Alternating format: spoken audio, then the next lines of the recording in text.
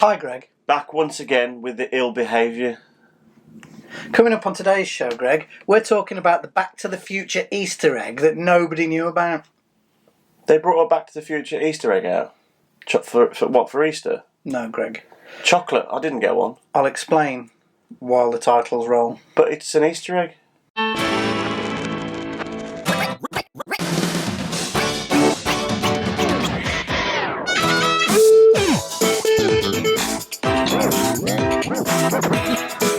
Easter's gone. I don't know what you're talking about. An Easter egg, Greg, is a term that refers to a hidden thing within a movie or on a DVD or in a computer game that get discovered by the viewers or the users or the players without actually being advertised by the makers of the film or computer game or said DVD, whatever. So it's hidden features on a DVD? Or in a movie or on a game. Why is it called an Easter egg? I don't really know, but I'm sure somewhere on the interweb it tells you why it's called an Easter egg. Why didn't they call it hidden features? Don't know. Maybe it's called an Easter egg because you used to get the sweets inside, didn't you? So maybe it's like the surprise inside the Easter egg, with the Easter egg being the fit. So why didn't they call it surprise features? Anyway, one of our friends sent us a message, Greg, didn't he? Hi, Fudge. About a Back to the Future Easter egg that neither of us were aware of, and I'm not sure that too many people are actually aware of it. So, we thought that we would do a new section about Easter eggs in movies, and I've chosen a few from Back to the Future. Has this got titles? I don't know. Well, let's wait and see. So now we need to film two things where we go, yeah, it's good, or didn't have any titles. Or we could just lie and pretend that we've done one and we haven't. Yeah. Like this now. That was good, wasn't it? It was, yeah. Great intro. Anyway, Easter eggs in Back to the Future, Greg. A couple of these you may well know of. However, there will be some people who don't. The first one is quite a well-known one, Greg. You know in Back to the Future, the first one, where Marty's band go and audition for the school dance? Is that the first one where it's not as good as the second? It is, but anyway, let's not go there. Okay. And they go and audition for the school dance. Yeah. It says, hi, we're the Pinheads. And there's three people in the hall who are choosing the school band. Mm. They then play a version of Huey Lewis and the News' Power of Love, don't they? Yeah. Then a guy stands up and goes with a megaphone, sorry guys, you're just too darn loud. Or worse to that effect. If you've got that wrong, I know. you should be very embarrassed because that's your favourite film. That man is Huey Lewis. I know. Oh. That's quite an obvious one, that isn't it? Did you know that? I'm sure you did. Huey Lewis? Huey Lewis. He's deaf. He's going deaf, yeah. He can't. He's had to cancel all of his gigs. That's terrible, isn't it? Because he can't hear a thing now. Another Huey Lewis Easter egg, which we may have mentioned before, is that he sued Ray Parker Jr. for the Ghostbusters theme tune because it was just blatantly a rip-off of I Want a New Drug by Huey Lewis. He ripped off what? I Want a New Drug No. by Huey Lewis. Just before that. Oh. Ghostbusters! Mug's still available. Next, Back to the Future Easter egg, Greg. Nothing to do with chocolate. What are you looking at? I was looking at your voice just amazed me then. You went, next Back to the Future. You sort of went like that. Well, it's finally happening. Should I think so? You're 50? I'm not. In 1985, Hill Valley, when Marty is sat there with Jennifer, and Jennifer's dad turns up and all that business, in Hill Valley in 1985, you might catch a glimpse of the movie theatre behind them in the background. Yeah. On the marquee, that's what it's called, for the movie theatre, it advertises the film Orgy American Style. Do you know what's interesting about that? All of it? No, that is an actual movie from 1973 which starred an actor called George Buck Flower, an actor that also happens to play the tramp in Back to the Future. It's mad, isn't it? It's just, they must have thought about all these things, mustn't they? And they thought, and then don't say anything about them. And then I do like that. 30 years later, here we are talking about it. But that's testament to the writers and the producers and the script people. Yeah. They were probably the same as the writers. So Red, the tramp, the crazy drug driver, he was in that actual film in 1973, Orgy, American Style, which of course we might have to watch for research purposes. Crazy drunk driver. So what I'm going to do now, Greg, is I'm going to hit you with... No, I'm going to hit you with one that probably a lot of people know about. But it was one that went unnoticed for quite a while. Then I'm going to hit you with the one that I don't think many people know about, that we were really surprised about when we found out. Yeah. So the one that I think most people know about, that's most people know about. Okay. I'm struggling today. You are, aren't you? Is Twin Pines Mall.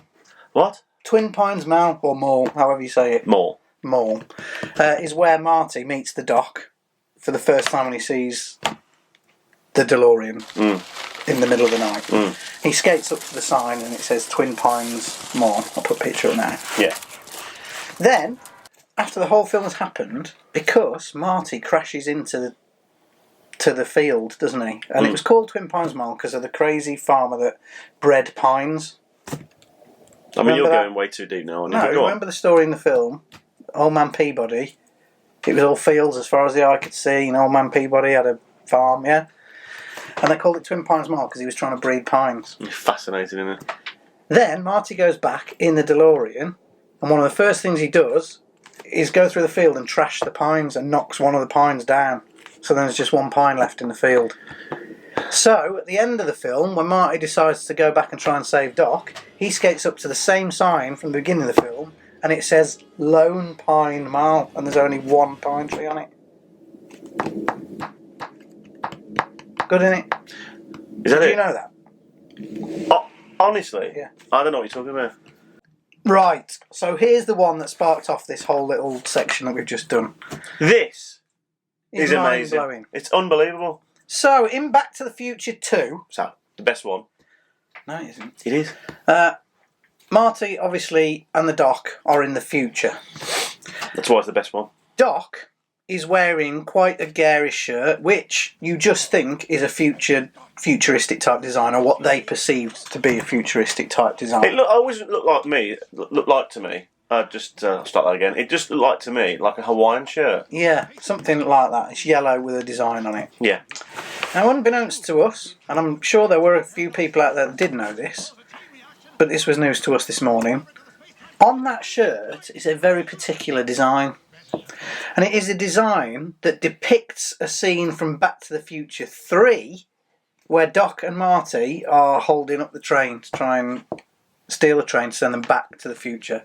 It's a little picture of the train with them on a horse repeated all over the shirt. That in itself is fantastic, isn't it? But it gets better. In Back to the Future 3, Doc has obviously kept the shirt in the worst one of the lot. Yeah, in the trunk. And when they do hold up the train, Doc has got a piece of that shirt around his face as a mask. Just unbelievable. This is sensational. So we need a big thank you to Fudge for that. Yeah, well done, Fudge. Because we didn't know. What? Well, you're supposed to be the biggest fan in the world. I know, yeah. You're not very good, are you? No. Facts for you. Facts for you. Do you want in that camera? There's no camera there. I know, but it just makes me laugh when you look at it and it's not there. Facts for you. Is that right? Yeah, thanks. What's your fact? My fact this week, Greg, is about Abraham Lincoln, the former president of the United States of America. In 1860, Abraham Lincoln found out that his new biography lied about a book he'd read, so he read it for the sake of integrity. So his biography said that he'd read a book. He knew he hadn't, so instead of correcting the next run of his biography, he just read the book. And then it wasn't lying. That was a great. Facts for you. Thanks, what's yours? Mine's Mine's very interesting and very scientific. Very what? Scientific. Oh. A rat can survive a fall from a 5-story building.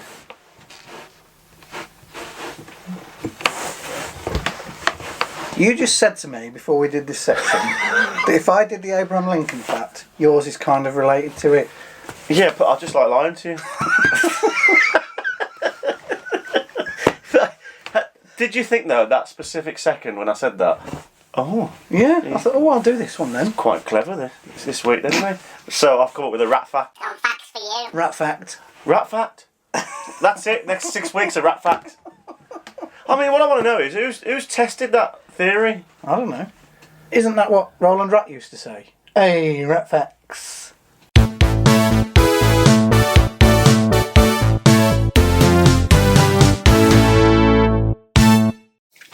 See, that logo's not very accurate this week. Why? It's still got the word mystery. Yeah, but it says voice underneath. Right. This week, This. we're doing mystery sound. Ooh, shaking it up a bit, Jason. Shake it up, shake it. So you know this says Tea and Toast Saturday? Yeah. Is it Saturday? It's been going up on a Sunday, hasn't it? 'Cause Yeah. I've been at work on the last few Saturdays, so... But hopefully it'll go back up on a Saturday. Well, I think I'm off this Saturday, so Oh. you never know. Well, you will be soon anyway. Here we go. You ready? So we're going to guess the sound? You've got to guess what the sound is, yeah? Right, okay.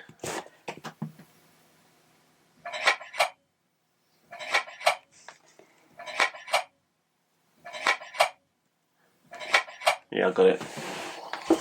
What do you think that sound is? Someone cutting a cucumber.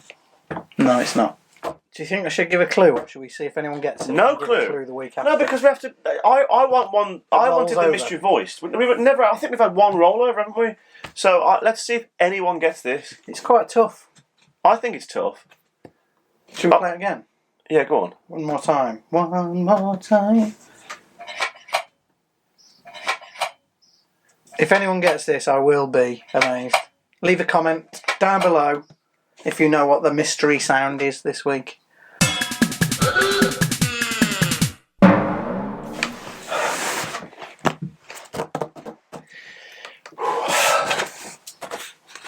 Greg, it's not on the card. I know, Jason. It's on the phone, but it looks professional, Jason. It would be if you actually had it on the card. Why would I need to do that? Why would I need to do that? Just get on with it, will you? No, I'm going to take my time, Jason. Enjoy this moment. Goodbye, subscribers. No, people subscribe because of this, Jason, and you know that. Jason, this will be around all offices, factories. Do you know really important places like the government, and they'll all be listening to this now. The government. Yeah, in like members of parliament and. Not in members, because that's not a place, is it? But you know, like Parliament. The Houses of Parliament. That's the one I meant to say. Yeah, thanks for that. They'll all be listening to this now, and they'll go into their meetings in the morning. They'll probably say this joke. They'll all have a laugh about it, and that sets them off for a great day looking after our country, doesn't it? So you're doing as a service, is that what you're saying? I am, yes, Jason. Jason, I just watched a programme about beavers. It was the best damn programme I've ever seen.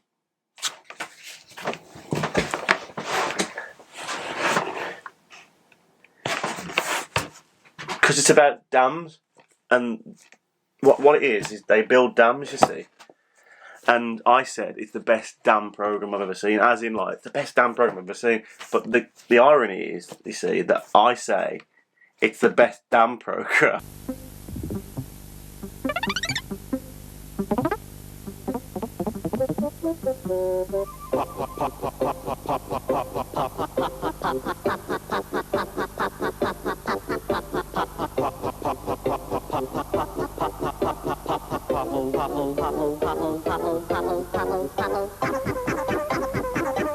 Fun really multiplies when you join the population explosion with a Popple. From Mattel. With a filling breakfast inside of you, there ain't no limit to what you can do.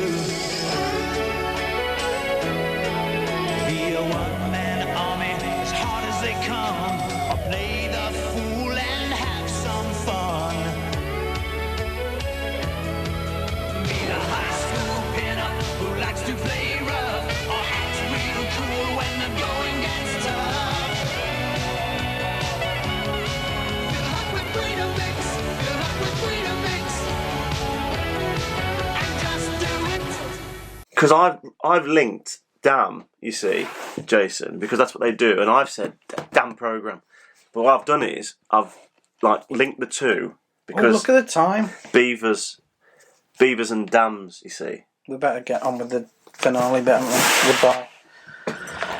That is it, sadly, this week for Tea and Toast.